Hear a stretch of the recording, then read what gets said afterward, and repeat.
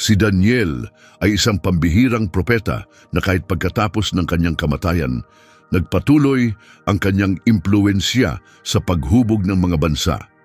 Kilala siya sa pagkakaligtas mula sa lungga ng mga leon at sa pagpapaliwanag ng mga panaginip na nagpayanig sa makapangyarihang mga hari.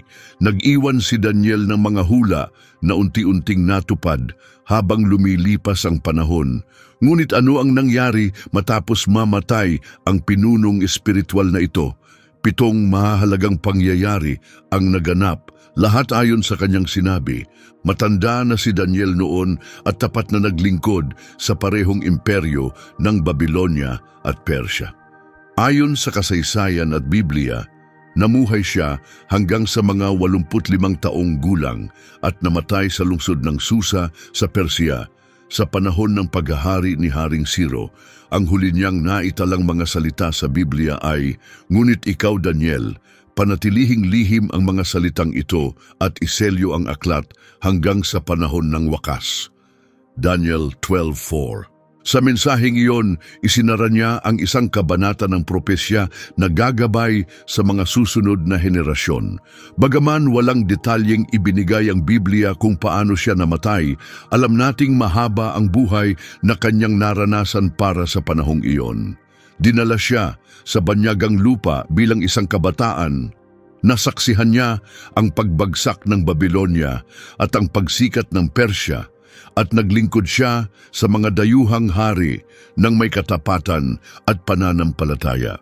Ang huli niyang tungkulin ay bilang isa sa 3 pangunahing tagapamahala sa ilalim ni Haring Dario ng Persya. Nang inihahanda ang kanyang katawan para sa libing ayon sa kaugaliang Persyano, nabalot ng matinding pagluluksa ang palasyo. Kahit siya ay dayuhan, nakuha ni Daniel ang paghanga ng marami dahil sa kanyang karunungan, katapatan at natatanging ugnayan sa Diyos ng Israel. Ngunit kakaunti lamang ang nakakaalam na doon pa lang nagsisimulang matupad ang kanyang mga pangitain. Ang unang mahalagang pangyayari ay ang eksaktong katuparan ng kanyang hula tungkol sa pagbabalik ng mga Hudyo sa kanilang bayan. Sa 9 na kabanata ng kanyang aklat, sinabi ni Daniel na ito ay mangyayari at nangyari nga. Naglabas si Haring Ciro ng kautusan na nagpapahintulot sa mga Hudyo na makabalik sa Jerusalem. Ang pahayag na ito ay dumating halos 70 taon matapos magsimula ang pagkatapon, gaya ng naunawaan ni Daniel mula sa mga isinulat ni Jeremias. Ipinadala ang kautusan ng hari sa buong imperyo na nagdulot ng kasiyahan sa mga Hudyo. Nang makarating ang balita sa mga komunidad sa Babylonia at Persya, marami ang nakaalala sa mga salitang minsang sinabi ni Daniel. Hindi lamang niya nahulaan ang tamang panahon ng mga pangyayaring ito. Binanggit din niya ang mismong tao na tutupad sa plano ng Diyos. Nagsimulang maghanda ang mga pamilya para sa mahabang paglalakbay pabalik sa isang lupaing karamihan ay narinig lamang sa mga kwento ng matatanda. Ang ikalawang malaking pangyayari ay ang muling pagtatayo ng templo sa Jerusalem. Ipinahayag ni Daniel na muling itatayo ang Jerusalem, pati na ang banal nitong templo. Pinangunahan ito ni Zerubabel na pinalakas ng mga propetang sina Hagay at Zacarias at sinimulan ng mga nagbalik mula sa pagkakatapon ang muling pagtatayo kahit naharap sila sa matinding pagsubok at pagkontra mula sa mga karatig lugar. Tinanong ni Propetang Hagay, "Sino sa inyo ang nakakita sa templong ito noong una nitong kaluwalhatian? At paano ito sa inyong paningin ngayon? Hindi ba't parang wala na itong halaga?" Hagay 2:3. Ipinahayag nito ang lungkot ng matatandang nakakita sa dating maringgal na templo ni Solomon. Ngunit ang propesiya ni Daniel ang nagbigay ng pag-asa.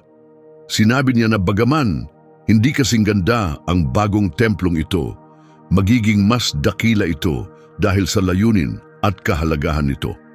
Mabagal ang pagtatayo.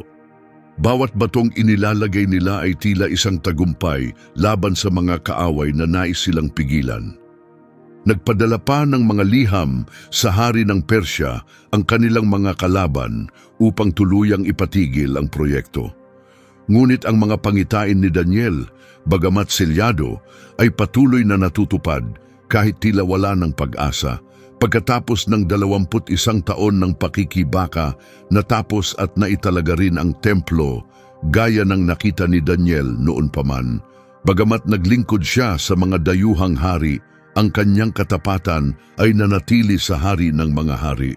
Pagkatapos ay dumating ang ikatlong makapangyarihang pangyayari, ang pag-angat at pagbagsak ng Imperyong Persya, gaya ng inilarawan ni Daniel sa pamamagitan ng mga simbolo sa 8 kabanata ng kanyang aklat.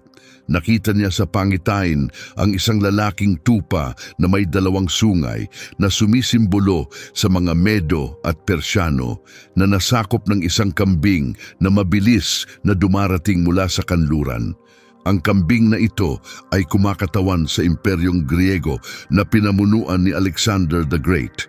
Isinulat ni Daniel, habang pinagmamasdan ko, isang lalaking kambing ang dumating mula sa kanluran, tinatawid ang buong mundo nang hindi man lang lumalapat ang mga paa sa lupa. Sa Daniel 8:5, isinulat ang tungkol sa kahangahangang bilis at lakas ni Alexander sa pagsakop sa sinaunang mundo. Natupad ito noong 331 BC nang talunin ng mga Griego ang Imperyong Persyano sa labanan sa Gaugamela. Sa mga palasyo ng Persepolis na nooy nasa ilalim na ng pamumuno ng mga Griego, naalala ng mga tao ang matandang isinulat ni Daniel na may paghanga. Paano nga ba nagawang hulaan nang may ganitong katumpakan mahigit 2 siglo bago ito mangyari, ang pagbagsak ng pinakamakapangyarihang imperyo sa mundo? Habang mabilis na kumalat ang kulturang Griego, binago nito ang mga wika, kaugalian at tradisyon ng rehiyon. Marami ang nakaunawa. Nangyayari sa mundo ang eksaktong sinabi ni Daniel sa kanyang mga pangitain mula sa Diyos. Ang ika-4 na mahalagang pangyayari ay ang pagkawatak-watak ng imperyo ni Alexander pagkatapos ng kanyang kamatayan. Inihula ito ni Daniel ng detalyado. Ang kambing ay naging napakalakas, ngunit nang ito'y nasa tugatugna ng kapangyarihan, nabali ang malaking sungay nito. Sa halip nito, 4 na bantog na sungay ang tumubo na nakaturo sa 4 na direksyon. Daniel 8:8. Noong 323 BC, namatay bigla si Alexander sa Babylonia sa edad na 32. Matapos ang mga panloob na tunggalian ng kanyang mga general, hinati sa 4 ang kanyang imperyo. Pinamunuan ni Cassander ang Macedonia at Gresya, si Lysimachus ang Thrace at bahagi ng Asia Minor, si Seleucus ang Syria at Babylonia, at si Ptolemy ang Ehipto at Palestina. Ang mga Hudyo na pamilyar sa mga hula ni Daniel ay masusing pinanood ang lahat ng ito na may paghanga. Ang eksaktong pagkakahati sa 4 ay hindi tila isang pagkakataon lamang. Sa Jerusalem, nagsimulang suriin ng ilang eskriba ang mga selyadong pangitain ni Daniel, na pagtatanto na kung natutupad ang mga ito ng ganito ka-eksakto, tiyak na matutupad rin ang iba sa tamang panahon. Ang ika-5 pangunahing pangyayari ay ang pagangat ni Antiochus ikatlong Epiphanes at ang kanyang malupit na pag-uusig sa mga Hudyo. Inihula ni Propetang Daniel ang pagdating ng isang mabagsik na pinuno mula sa Hilaga, bahagi ng Imperyong Seleucid sa Syria, na magdudulot ng matinding paghihirap sa mga tagasunod ng Diyos. Inilarawan niya ito bilang isang hari na may matalim na tingin at tusong pag-iisip, bihasa sa madidilim na pakana. Ang haring ito ay sisira sa makapangyarihan at sa mga hinirang ng Diyos. Daniel 8:23-24. Noong 1662 BK, nilapastangan ni Antiochus ang templo sa Jerusalem sa pamamagitan ng pagtatayo ng altar para kay Zeus at paghahandog ng baboy sa banal na dambana. Ipinagbawal niya ang pagtutuli, ang pagsunod sa Sabath at maging ang pag-aari ng mga banal na kasulatan.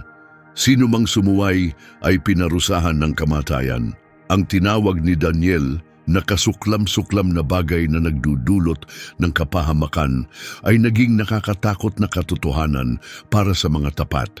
Isinulat din ni Daniel na marami sa mga natutulog sa alabok ay babangon. Ang ilan para sa buhay na walang hanggan, ang iba para sa kahihiyan at kaparusahan. Daniel 12:2. Sa gitna ng madilim na panahong ito, maraming Hudyo ang pinatay dahil sa kanilang pananampalataya, ngunit nanatili silang tapat sa mga tradisyong minana sa kanilang mga ninuno. Ang pamilyang Makabeyo na naniniwalang ang mga salita ni Daniel ay pangakong tulong mula sa Diyos sa oras ng kagipitan, ay nanguna sa isang matapang na paghihimagsik laban kay Antiochus. Ang ikalawang mahalagang pangyayari ay ang paglilinis at muling pagtatalaga ng templo. Nakita na ito ni Daniel nang sabihin niyang muling ibabalik sa ayos ang banal na dako matapos itong lapastanganin. Matapos ang 3 taong pakikipaglaban, nabawi ni Judas Maccabeus at ng kanyang mga tagasunod ang Jerusalem at nilinis ang templo.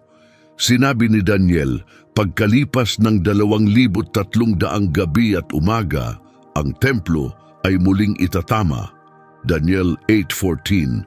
Natupad ito noong 164 na BK nang ang templo ay nilinis at muling itinakda para sa pagsamba sa Diyos. Ang sandaling ito ay ginugunita pa rin ng mga Hudyo ngayon sa pagdiriwang ng Hanukkah. Inaalala nila kung paanong ang menora sa templo ay nagliyab ng 8 araw kahit sapat lamang ang langis para sa isa. Habang lumalaganap ang pagdiriwang sa Jerusalem, binasa ng mga pari ang aklat ni Daniel. Kinikilala kung paanong ang dating nakatagong mga salita nito ay naging gabay sa mga tao sa panahon ng matinding pagdurusa. Ang eksaktong mga hula niya, hindi lang sa tungkol sa paglapastangan sa templo, kundi pati sa tiyak na tagal at sa araw ng pagpapanumbalik, ay muling nagbigay ng pag-asa at katiyakan sa marami na hindi iniwan ng Diyos ang kanyang bayan. Ang ikapitong mahalagang pangyayari ay ang pag-angat ng Imperyong Romano na inilarawan ni Daniel bilang ika-4 na halimaw sa kanyang mga pangitain. Sa kanyang propesya tungkol sa 4 na makapangyarihang kahariang susunod sa Babylonia, ang Medo-Persia, Griego at ang huli, sinabi ni Daniel na ang huling kahariang ito ay magiging kasingtibay ng bakal sapagkat ang bakal ay dumudurog at sumisira sa lahat. Daniel 2:40. Noong 63 BC, sinakop ni General Pompey ang Jerusalem, kaya napailalim sa pamumuno ng Roma ang Judea. Nang pumasok ang mga sundalong Romano sa lungsod, nakita ng mga dalubhasa sa kasulatan ang katuparan ng pangitain ni Daniel tungkol sa ika-4 na halimaw. Nakakatakot, mabangis at napakalakas na may malalaking ngipin na bakal na dumudurog at niyayapakan ang lahat sa daraanan nito. Daniel 7:7. Ang pananakop ng Roma ay isa pang malinaw na sandaling pinatunayan ang katuparan ng mga pangitain ni Daniel. Habang ipinatutupad ang mga sistemang Romano ng pamahalaan, buwis at batas, marami sa mga Hudyo ang naniwalang sila ay namumuhay na sa tinatawag ni Daniel na panahon ng wakas sa ilang sa kanyang mga hula.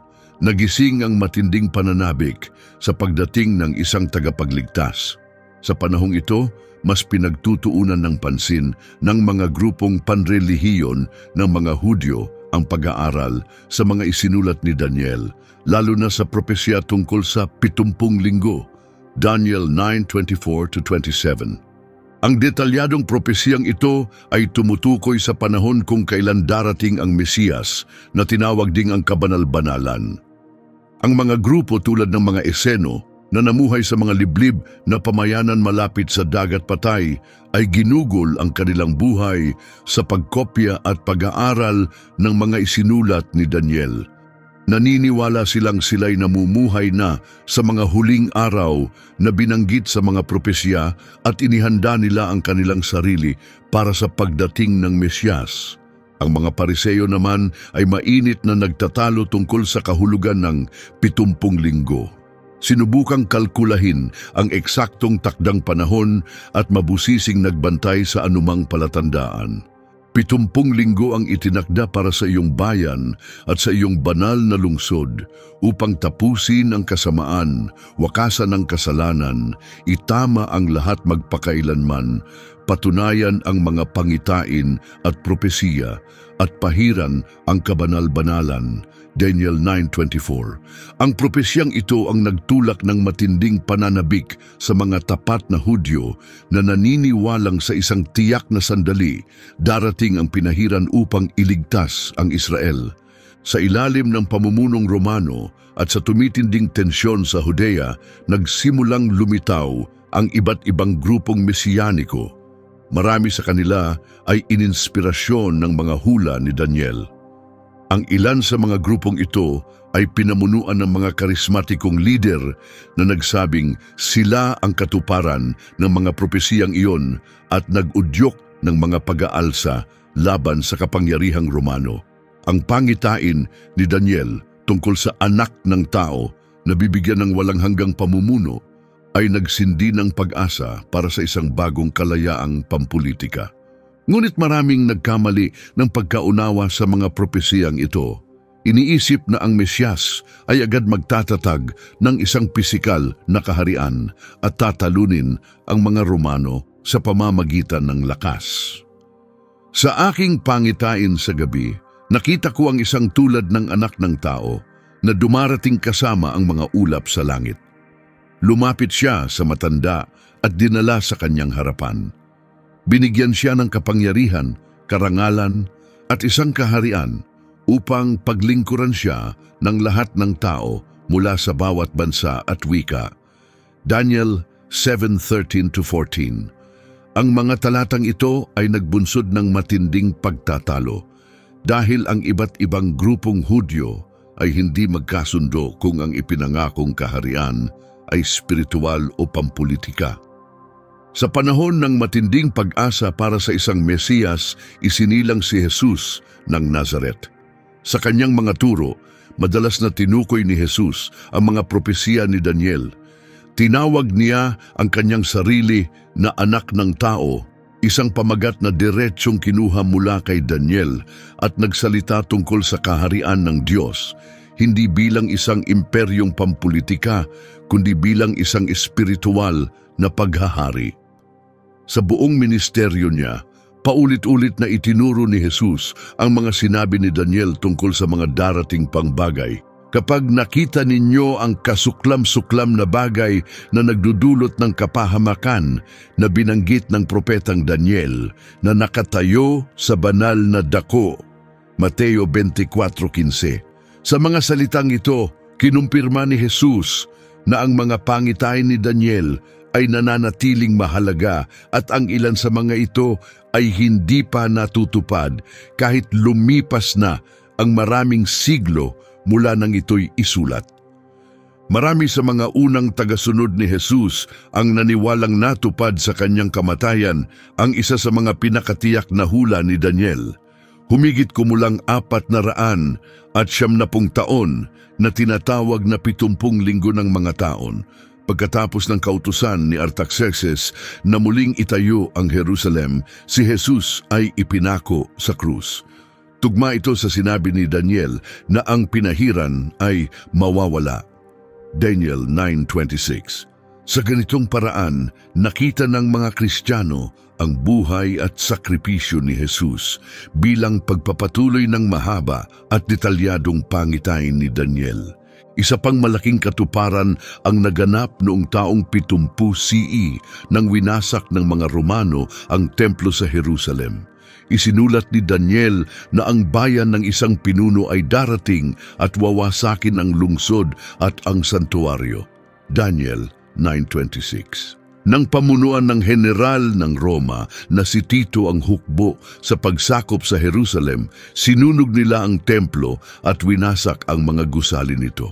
Maraming Kristiyano at maging ilang Hudyo ang nakita ang nakakatakot na sandaling ito bilang tuwirang katuparan ng hula ni Daniel. Binalaan na ni Jesus ang kanyang mga tagasunod tungkol sa nalalapit na pagkawasak ng Jerusalem gamit mismo ang mga hula ni Daniel. Isinalaysay ng historian na si Flavius Josephus na higit sa 1,000,000 Hudyo ang nasawi sa paglusob at humigit kumulang 100,000 ang naging bihag. Ang pagkalat ng mga Hudyo sa iba't ibang panig ng mundo na kilala bilang diaspora ay lalong lumala matapos ang trahedyang ito. Maging ito ay sumasalamin sa nakita ni Daniel hinggil sa magiging kapalaran ng bayan ng Diyos sa mga huling araw. Ang mga hula ni Daniel tungkol sa mga huling panahon ay patuloy na nakaimpluwensya sa paniniwala ng parehong mga Hudyo at Kristiyano sa loob ng maraming siglo. Ang kanyang mga pangitain tungkol sa pag-angat at pagbagsak ng mga kaharian, mga panahon ng pagdurusa at ang muling pagkabuhay sa hinaharap ay may mahalagang papel sa paghubog ng eskatolohiya, ang pag-aaral ng mga panghuling kaganapan ng dalawang pananampalataya. Sa mga panahong inuusig ang mga Kristiyano sa ilalim ng pamumunong Romano, marami ang nakahanap ng kapanatagan sa mga salita ni Daniel. Sa panahong iyon, si Miguel, ang dakilang prinsipe na nagtatanggol sa iyong bayan, ay babangon. Magkakaroon ng panahon ng matinding kaguluhan na hindi pa kailanman nangyari. Ngunit ang iyong bayan, ang lahat ng ang pangalan ay nakasulat sa aklat ay maliligtas. Daniel 12:1. Ang mga unang tagapagturo ng Kristyanismo tulad nina Irenaeus ng Leon at Hippolytus ng Roma ay sumulat ng mga unang komentaryo tungkol kay Daniel. Naniniwala sila na ang mga pangitain niya ay naglalahad ng kwento ng kinabukasan ng simbahan at nagtuturo sa nalalapit na pagbabalik ni Kristo. Ipinapakita ng mga sulating ito kung gaano kalalim ang naging impluwensya ng mensahe ni Daniel sa paghubog ng pananampalataya. Habang lumalaganap ang Kristyanismo sa buong Imperyong Romano at lampas pa rito, maraming mananampalataya ang nakakita sa paglawak na ito bilang isa pang katuparan ng mga pangitain ni Daniel. Inilarawan niya ang isang batong hindi tinabas ng kamay ng tao, nadudurog sa mga kaharian ng mundo at lalaki hanggang mapuno nito ang buong daigdig, isang makapangyarihang larawan ng paghahari ng Diyos na lumalaganap sa buong lupa.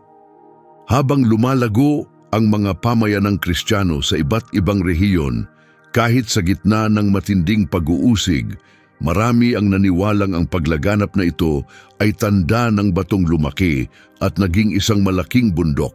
Nang maging Kristiyano si Emperador Constantine noong unang bahagi ng ika-4 na siglo at kalaunay kinilalang opisyal na relihiyon ang Kristyanismo, lalo pang pinagtibay nito ang paniniwalang iyon. Ayon sa aklat ni Daniel, sa panahon ng paghahari ng mga haring iyon, magtatatag ang Diyos ng langit ng isang kahariang hindi kailanman mawawasak o mapapasa ibang bayan. Dudurugin nito ang lahat ng kaharian at tatapusin ang mga ito. Mananatili ito magpakailanman. Daniel 2:44. Ang mensaheng ito ay patuloy na naging inspirasyon ng mga misyonerong Kristiyano na naniwalang tumutulong sila sa pagtatayo ng walang hanggang kahariang ipinangako ni Daniel. Naging mahalaga rin ang mga pangitain ni Daniel sa paghubog ng mga sulatin ng mga Hudyo at Kristiyano tungkol sa mga huling araw. Ang mga aklat tulad ng Enoch, Apocalypse ni Baruch at Sibylline Oracles ay gumamit din ng mga simbolo at pangitain gaya ng kay Daniel at nagbigay ng sarili nilang pananaw sa magiging wakas ng sangkatauhan at sa tagumpay ng Diyos laban sa kasamaan. Sa Bagong Tipan, ang aklat ng pahayag ni Juan ay may maraming pagkakahawig sa mga ideya ni Daniel. Tulad ng mga hayop na sumasagisag sa mga kaharian, mga pag-uusig sa mga mananampalataya, at ang huling pag-asa ng muling pagkabuhay at gantimpala, ipinapakita ng mga pagkakatulad na ito na naging mahalagang batayan ang mga hula ni Daniel para sa mga sumunod na sulatin ukol sa katapusan ng mundo. Marami ang maglilinis sa kanilang sarili, magiging dalisay at padadalisayin. Ngunit ang masasama ay magpapatuloy sa kanilang kasamaan at hindi sila makakaunawa. Tanging ang marurunong lamang ang makakakilala sa mga pangyayari. Daniel 12:10. Ang ideyang ito na may mga tao lamang na kayang makilala ang mga tanda ng panahon habang ang iba ay nananatiling espiritual na bulag ay naging karaniwang tema sa mga sulating ininspirasyon ni Daniel. Sa buong gitnang panahon, patuloy na pinag-aralan at binigyang kahulugan ng mga iskolar na Hudyo at Kristiyano ang mga hula ni Daniel. Ang mga palaisip tulad ni Jerome, Augustine at Thomas Aquinas ay masusing tumutok sa kanyang mga pangitain na itinuturing nilang timeline ng mahahalagang yugto sa kasaysayan ng sangkatauhan. Sa tradisyong Hudyo, sina Rashi at Maimonides ay nagbigay rin ng kani-kanilang interpretasyon. Madalas inuugnay ang mga mensahe ni Daniel sa mga pakikibaka at pag-asa ng kanilang sariling mga pamayanan. Ang mga mistikong grupong Hudyo tulad ng mga kabalista ay sinaliksik ang mas malalim na simbolismo sa mga pangitain ni Daniel, lalo na sa paggamit ng mga numero at mahiwagang imahe. Sinabi kay Daniel, isara mo ang mga salita at selyuhan ang kasulatang ito hanggang sa panahon ng wakas. Marami ang maglalakbay at lalago ang kaalaman. Daniel 12:4. Madalas ituring ang talatang ito bilang palatandaan na sa mga huling araw, lalawak ang kaalaman at dadami ang paglalakbay ng tao. Isang pahiwatig na nagtulak sa marami na tanungin kung malapit na nga ba ang wakas. Noong 1500, nagdulot ang protestanteng reformasyon ng panibagong sigla sa interes sa mga sulatin ni Daniel.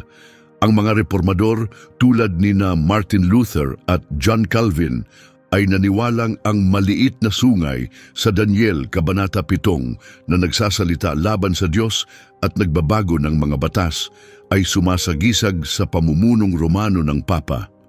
Daniel 7:25. Ang pananaw na ito ay nakaimpluwensya sa pagtingin ng marami sa kasaysayan bilang isang panahon ng katiwalian sa relihiyon na susundan ng pagbabalik sa tunay na pananampalataya sa pamamagitan ng reformasyon. Ang mga hula ni Daniel tungkol sa mga panahon ng pag-uusig at pagtalikod sa pananampalataya na susundan ng tagumpay ng mga tapat ay nagsilbing paraan ng interpretasyon sa mga malalaking tunggaliang panrelihiyon. Ang ilan sa marurunong ay mabubuwal upang sila'y padalisayin, gawing dalisay at linisin hanggang sa dumating ang wakas.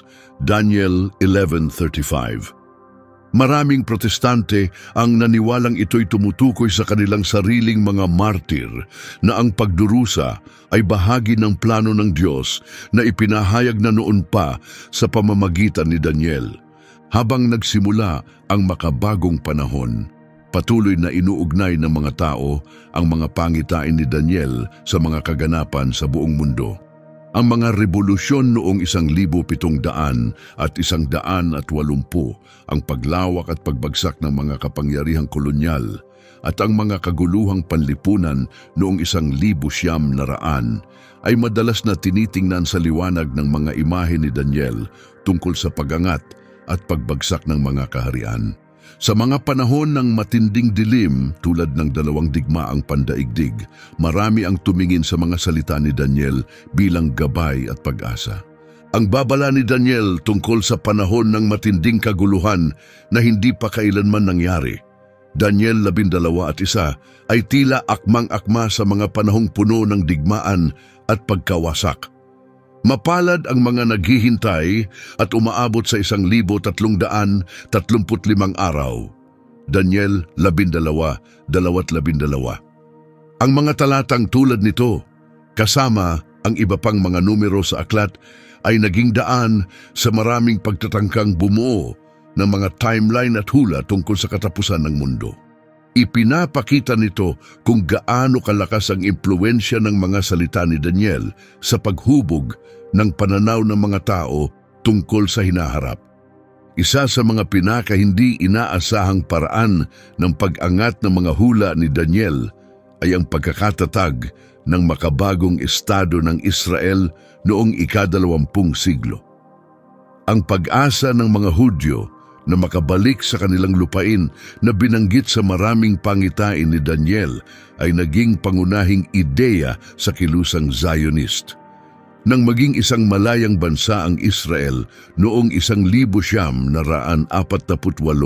naniwala ang marami na ang pangyayaring ito ay katuparan ng sinaunang mga hula, kabilang na ang kay Daniel, tungkol sa muling pagbabalik ng Israel sa huling mga araw.